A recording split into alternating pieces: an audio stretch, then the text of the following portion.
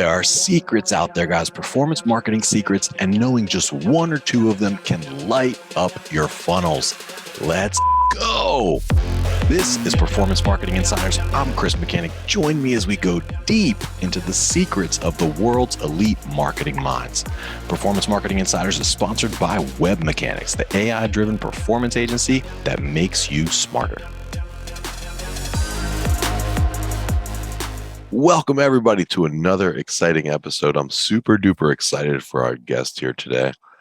This is a performance marketer who has been through the gamut. And so, meaning she's worked with large brands like GE and Showtime.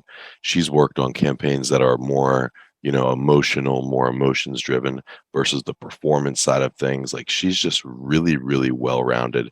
She knows analytics. She knows CDP. She knows multi-touch attribution. She's just a real badass.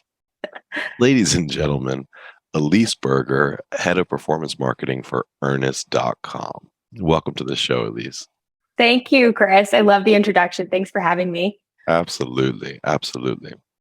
So I'm really excited to be speaking with you today.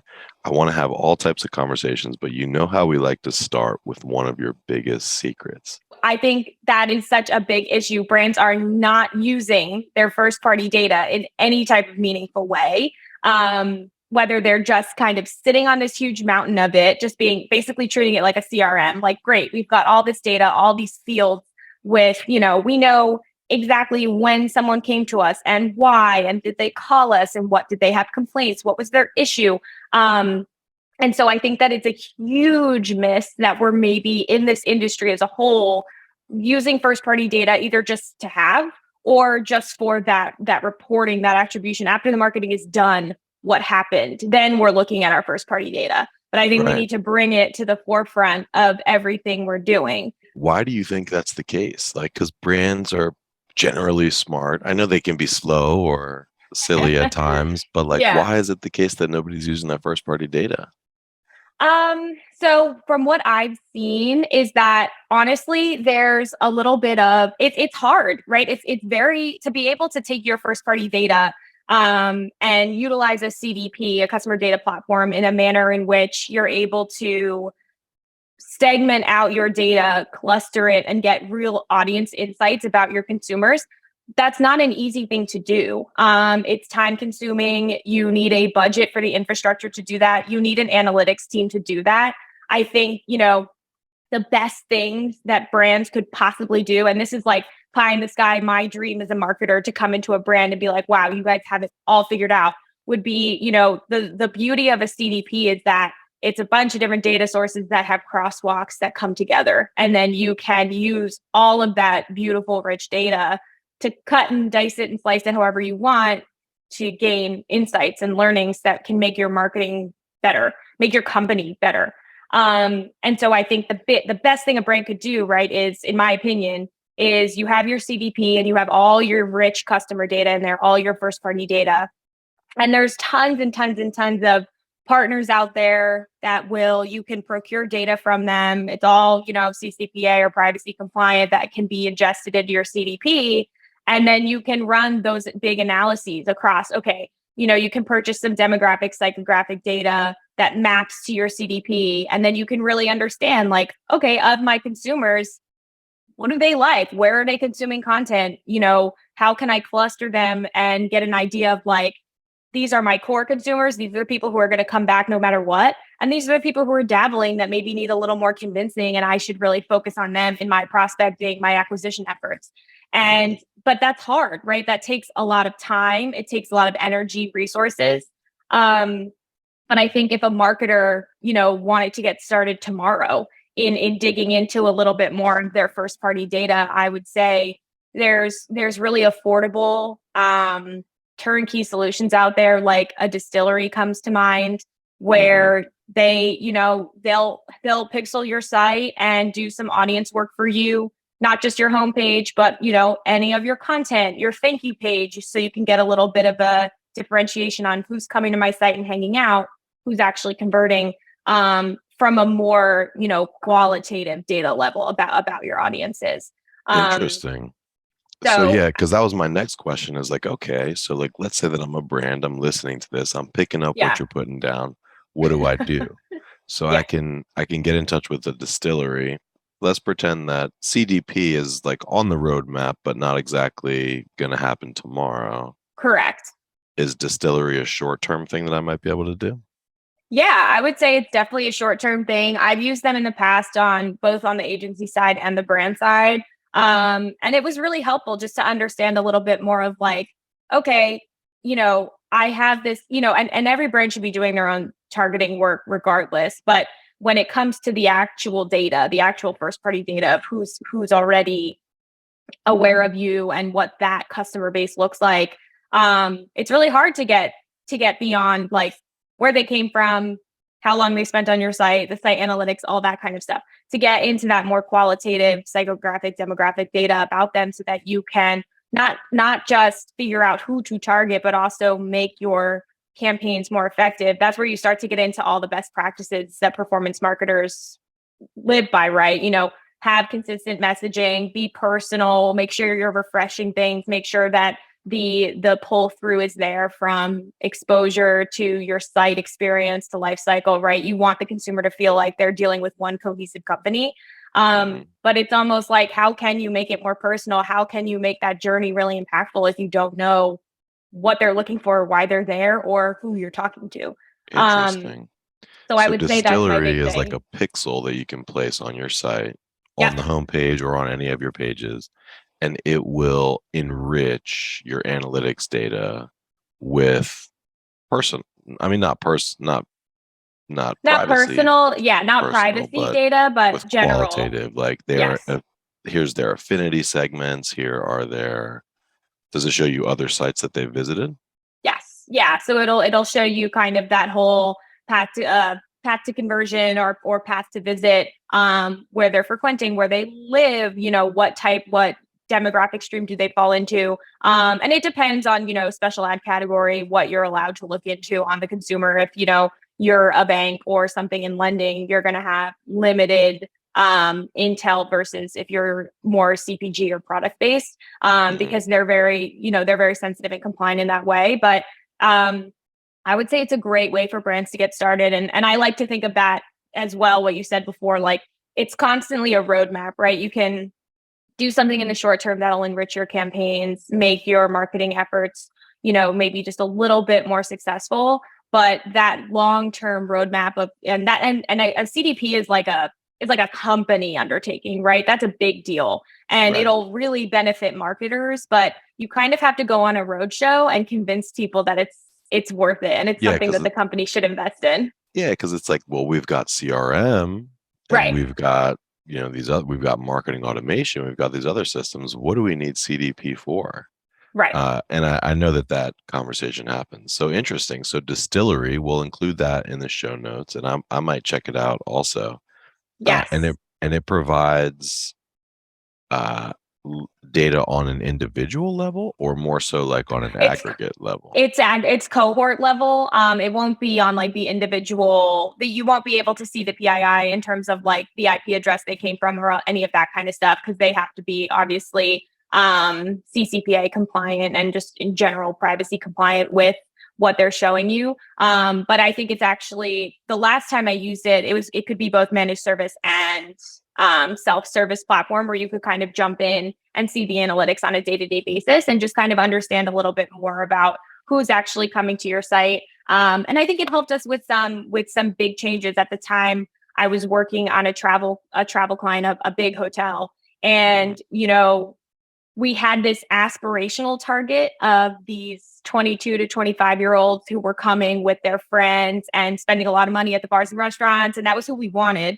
Right. But when we ran the distillery, we were like, okay, we're really getting 50 to 60-year-old empty nester couples who are coming and having a great time. And that's great, right? That's awesome. That's our core. And we don't want to Yeah. ignore them, but we don't necessarily need to go out there and show them our videos or show them our prospecting tactics because they don't need convincing to come here. But that Right. other generation, that younger core group of consumers that are like dabbling, looking at us a little bit, what do they care about? And Right. what do they care about when they go to a hotel? go with their friends? How can we enrich their experience and then show them that so that they want to come stay Yeah. with us? So So you're it like was really helpful in that way.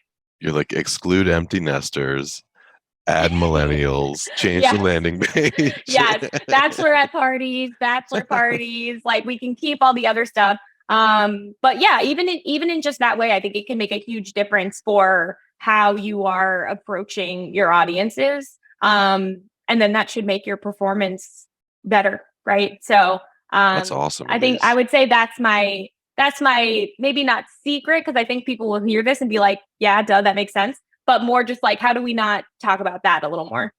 Well, I think it was amazing, honestly, and I think you're very smart. I'm impressed. Thanks, Chris. Um, I want to transition. I want to hear about some of your biggest wins in your career, like some of the best campaigns or the best ideas. And they could be related to CDP or at first party data or not. But I'm just Sure. curious, like if you think back on your career, which has been, I know you've been in the game for a while, but what are some of the wins that you're most proud of? Yeah, no, it's an awesome question, and I love reflecting on that and thinking, I think marketing, the industry, digital performance, and specifically, is like it evolved so much that something we thought was like the most game changing, amazing thing back then is like now I'm like, I don't think I would ever do that again. But Yeah. I would say that there's still some things that stick out to me, that just being like, that was why I got into it. Right. And I would say, one thing that always sticks out to me when people ask me this question of just what am I proud of, or what's the best campaign I've ever done. Um, Years and years ago, I was working on GE appliances, and and I think this was a little bit before the time of TikTok, before the time of more of this like radical openness and sharing that was happening on social platforms. And back then, we were doing this campaign about their washer dryer and how they will keep tumbling or keep spinning if you're too busy to get your clothes out. And I think the concept was that GE will give time back to your family, but how do we make that actually like something that people align the brand with? That concept of like, we're trying to, life's busy, life's hard enough. How can GE be that brand that you're like, oh yeah, they make my life easier, kind of thing?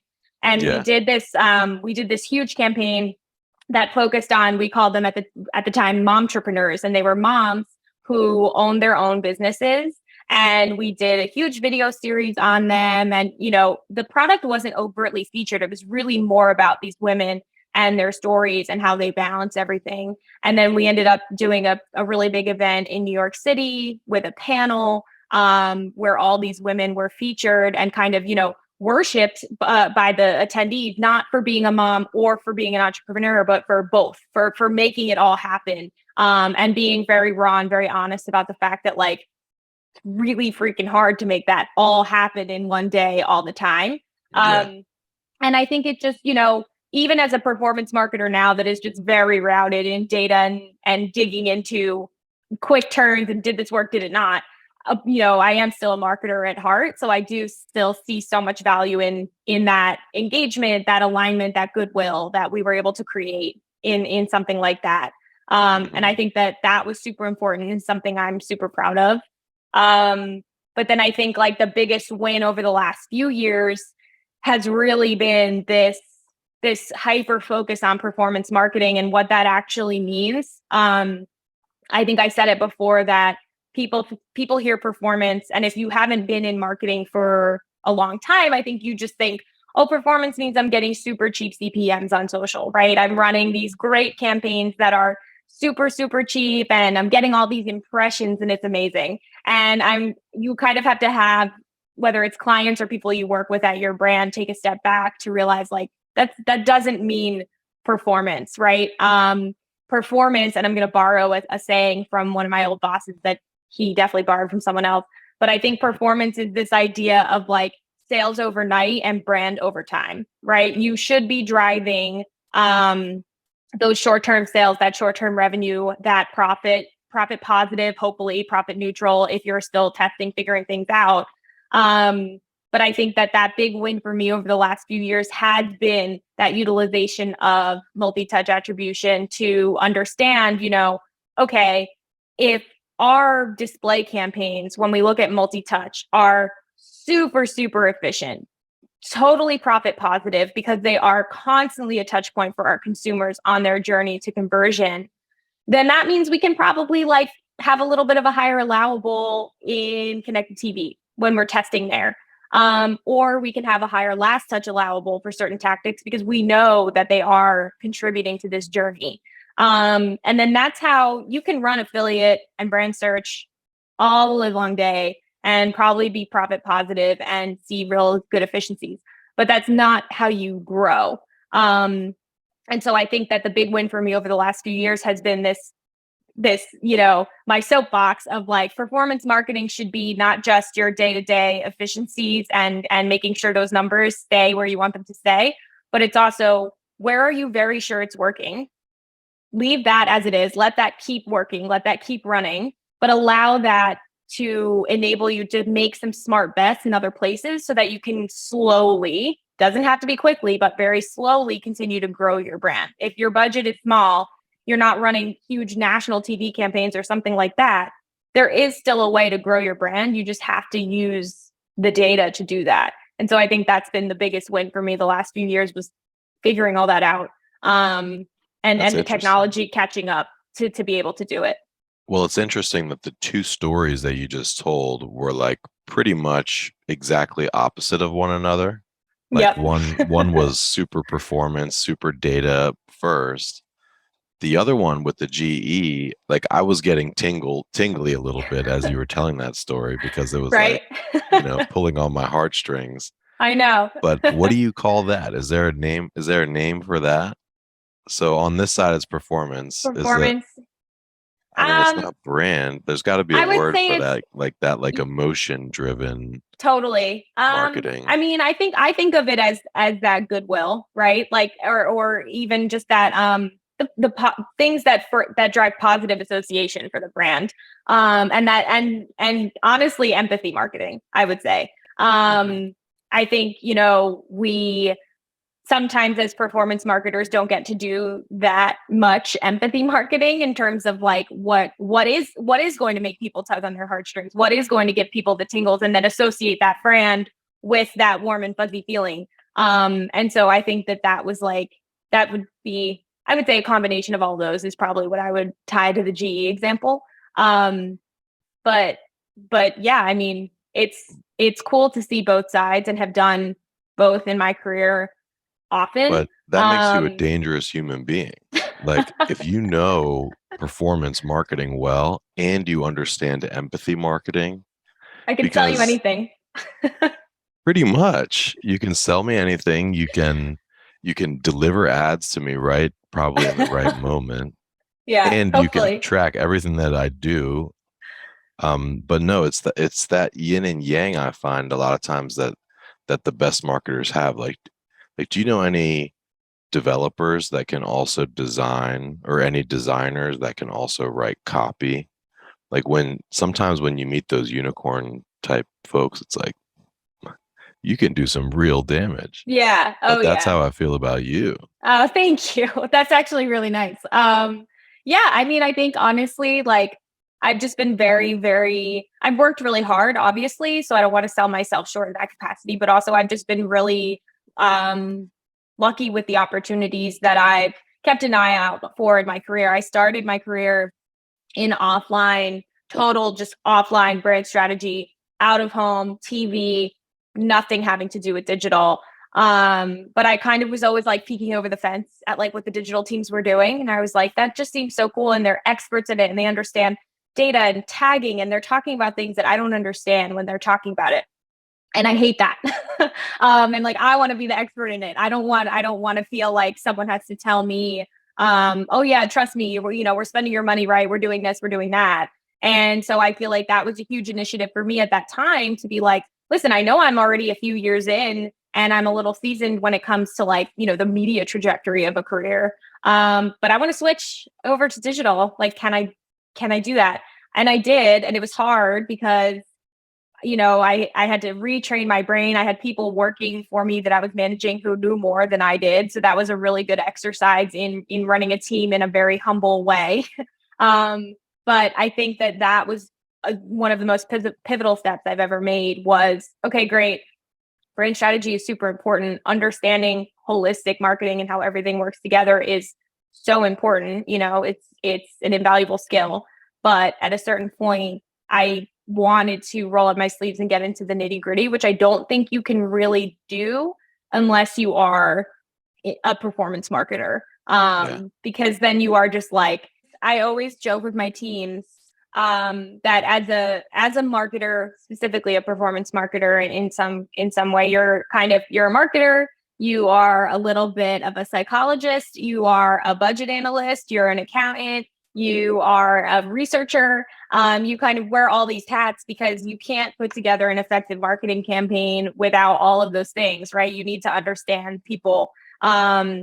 You need to understand your industry and changes that are going to happen. Like, that's why I love when I get folks who have worked on the agency side, because I think they've worked in so many verticals that they've had to train their brains to immediately adapt to, like, okay, I understand literally everything about hotels now. And now I understand everything about dog food. And now I understand everything about mortgages and when people need them. And I understand HELOCs and refis and all these things. And it's like, that is crazy experience to bring to a role as a performance marketer, because so much of it is like, what's going on? Like right now I work at Earnest, and, a ton of what we're doing, we just had a huge announcement from the president 2 days ago about student loan forgiveness and some of that forgiveness and the extension of the CARES Act.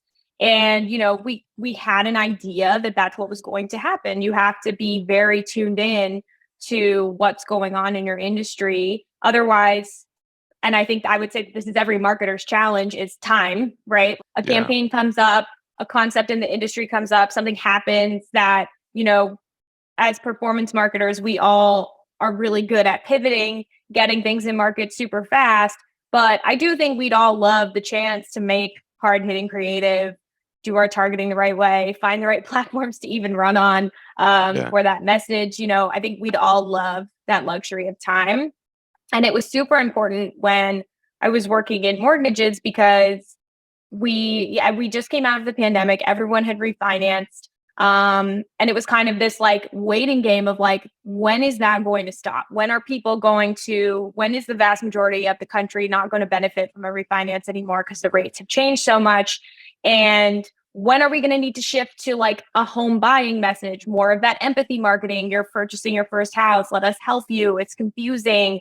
Or the idea of cash out and finding equity in your home. And I think some companies, like I would say a Rocket Mortgage, like they do it incredibly. They were ready with that cash out messaging the second rates started to change, because obviously they did their research and they had, whether it be a market analyst or someone internally that was like, hey guys, this impacts everybody. It impacts product. It impacts the company at large and what we support, but also it impacts marketing. If you want to be able to be, in the all-star game or something with a specific message, and that's not going to be relevant at that time, like you do need to know that ahead of time. Yeah. So I think that was like, I would say research and timing is like such a big challenge for any marketer, because we don't know what we don't know. And then all of a sudden it might be too late to make an impact. Yeah. And you have to be standing ready at all times for like any shift or change that comes, and everybody's looking at you like expecting you to have a plan. Yeah. So I think it's a good problem to have though, because I think, I'd rather be busy than bored. And so definitely in the right field.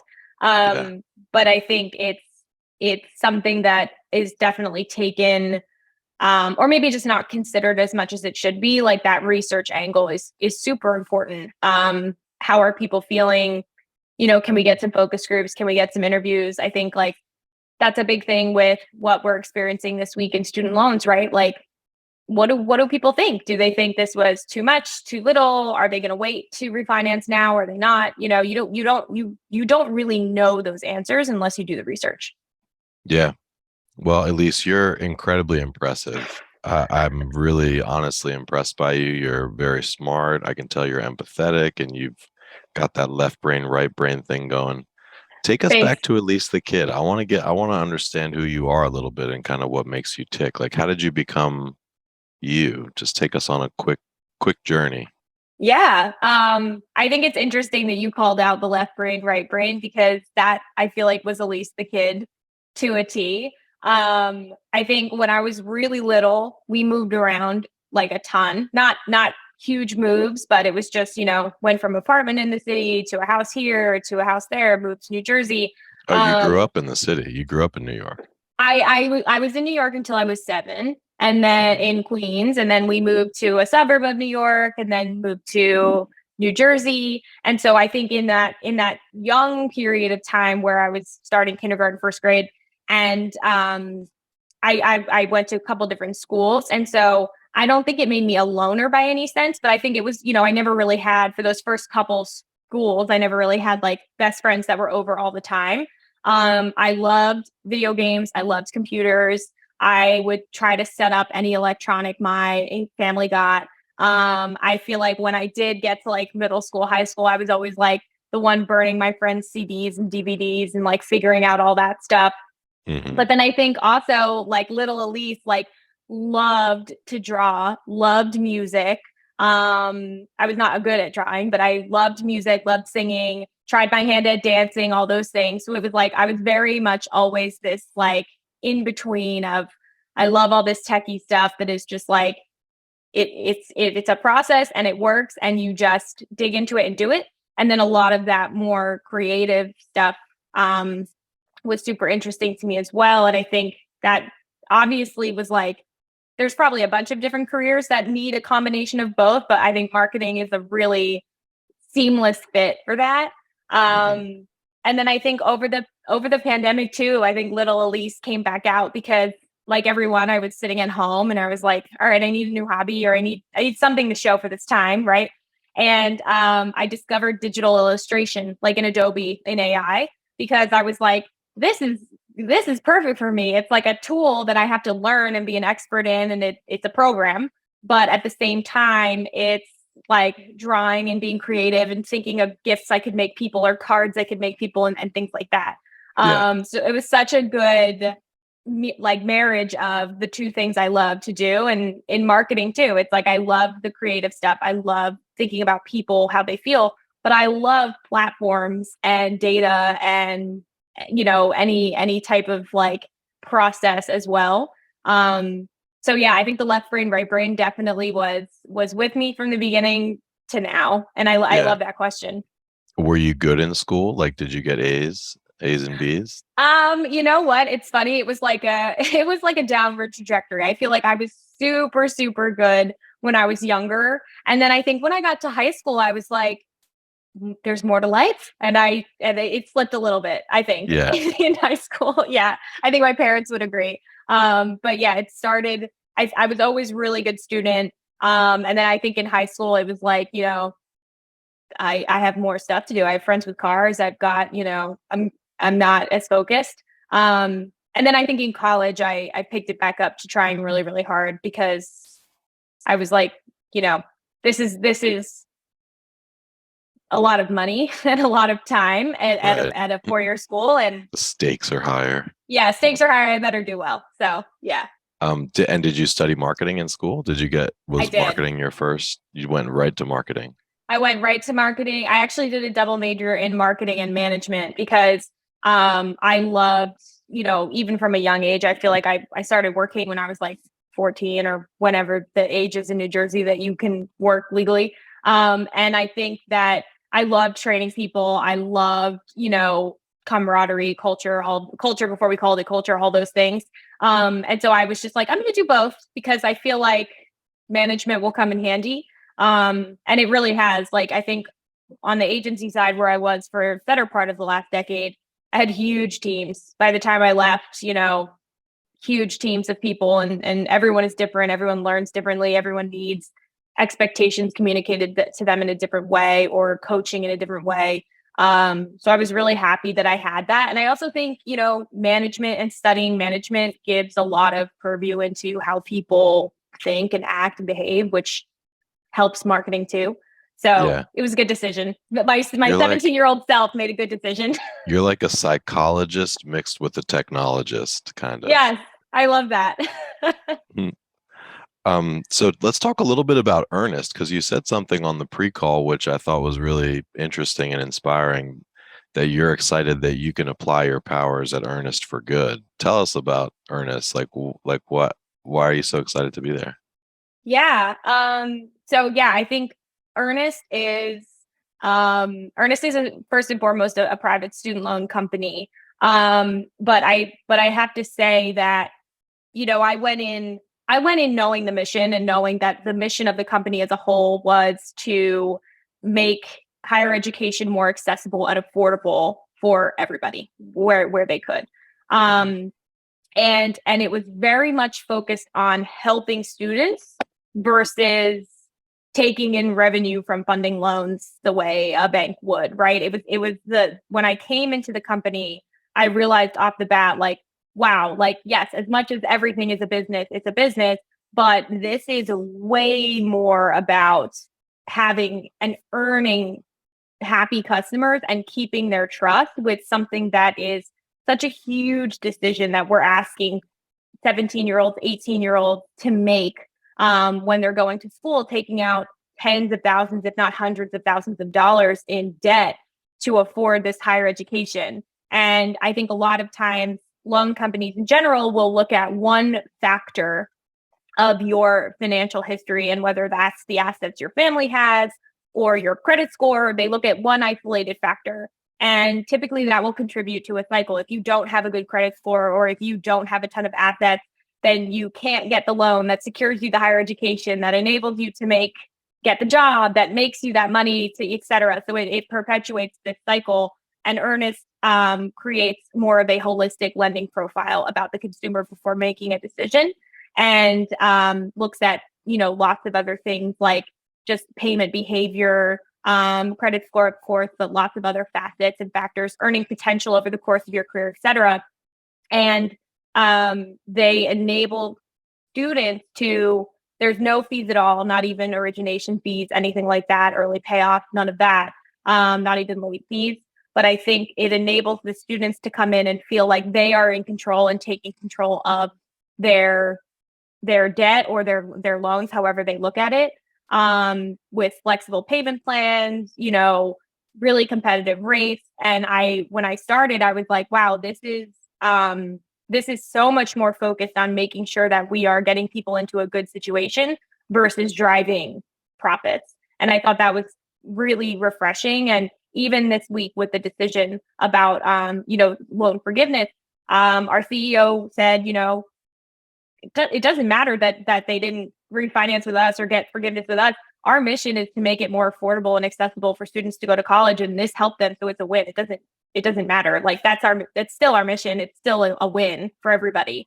Yeah. And so I think that perspective, that sentiment that really flows throughout the company is like just so amazing. And I'm so happy that they're trusting me, number one, with the marketing program here. And number two, that I'm like working somewhere where it truly is all about the end consumer. We look into every review, every piece of feedback we get, we all read it, we all dig in. And it really is such an awesome place to be. So I'm really, That's really awesome. lucky. Are you guys nonprofit? No, we're not nonprofit. But it's actually a great company in general, I think, to work for as well as be a part of as a lender. After the pandemic, they kind of closed their Bay Area office, and now we're 100% remote. And I've never seen a company that's been so prepared for a remote workforce. Everything is super seamless, super efficient. And even my onboarding, I was so blown away by how structured and awesome everything was designed for me. And so I think there's just it's just been an awesome place to work, but also I think it's a really great company to be a consumer of too. That's awesome. That's Yeah. awesome. It's always great to hear about companies that actually do good or do Yes. well, or Yes. like do well and do good. So Yeah. that's I would agree. That's really cool. Yeah. All right. Well, let's wrap here. I've got a Okay. couple last questions for you. All right. Lightning If round. you were to start a side hustle, which I have a feeling you might already have one, but if you started a new one, what would it be? I don't already have it, but I do have an idea of it. If I were to start a side hustle, I've always loved real estate. I've always been very, very interested in real estate and design. Like I told you, I grew up in New Jersey. And I, used to go to the shore all the time. And I love the shore, but I feel like some of the houses in the neighborhoods down there could use a little bit of zhuzhing up, maybe, if you will. And so I have this idea of buying a bunch of really small, rundown beach houses. I'm talking like 1 bedroom, really little, and kind of creating this side hustle of like the little beach house and making them these much, I would say cuter Catskills-esque type designs. And trying to kind of grow out this like just not even huge, but like that would be like my dream would be to have the capital and the time and the means to do something like that at down the shore and create these like very cute little beach houses where like a couple or a small family could just get away affordably. But it's like a really aesthetically pleasing environment. So that's something I've always thought would be fun. Cool. Yeah. And then that does sound cool, actually. Next question is top reads or top resources that have made an impact on you. Digiday is a big one. I think Digiday is one that I started reading when I moved into digital, and I was like, what is any of this? They used to do like a WTF section every day where they would do a glossary of all the crazy acronyms we use in digital performance marketing. I don't know if they do it anymore, but that one was super helpful. And then I love eMarketer and Statista. I find that like they're always there for me. Like I need some obscure question answered and I type it in and it's there. I think Statista is a little more expensive. I think it's like $400 a year to have access to all the studies. But eMarketer I think is a little bit more affordable. You can get a login there, and then they do let you see like a certain amount for free, and you can pull visuals for free. But those are hugely helpful. And then when you're making decks and building things, I love on the other side of the brain, I love, like Pexels and Noun Project and all of that kind of stuff to find like just really compelling imagery to drive your point home. I would say I use those sites so much. How do you It's spell called Pexels, Pexels. Is a site where you can get free stock imagery without watermarks or backgrounds. So I feel like I'm the kind of person that when I'm building a presentation, like I have to get the visuals right before I can move on. Whereas I feel like a lot of other people just go through and then go back. I'm like, no, I love to get a layout of what I'm doing here. So Pexels always helps me there. And then Noun Project is a site with icons for like literally anything you could ever think of. And so I think that icons are silly, but they're also, a way to just take words off of a page and have something inherently understood, which is super helpful for performance marketers that need to present to people who don't necessarily know a ton about performance marketing. So yeah, those are cool. I feel like the sites I'm always using. That's awesome. All right, Elise. Well, this is great. We're going to include those resources that you mentioned, as well as some of the other things, and a link to Earnest.com in the show notes. If you're listening and you guys are loving this, please drop us a like or a comment, share it with a friend. Elise, I would love to have you back on the show at some point if you'd be so kind. Yeah, would love to. And I think that's a wrap. Unless, well, how can people find you online? So the best way would probably be Instagram. I'm actually at eMayram on Instagram. It's my maiden name. We'll drop it in the show notes. I post a lot there about just like in general, marketing, but also Earnest. But then, if you want to hear more or want to connect, you can reach out to Chris and we can figure out a way to make it happen. Cool. Well, thank you very much, Elise, and thank you everybody for listening. Until next time, we will see you later. And that's a wrap. Thanks for joining us today. For show notes and other episodes, visit us at performancemarketinginsiders.com. This podcast is sponsored by Web Mechanics, the performance agency that makes you smarter, offering AI-driven search, paid social, analytics, and conversion rate optimization for financial services, health, B2B, and SaaS brands that know.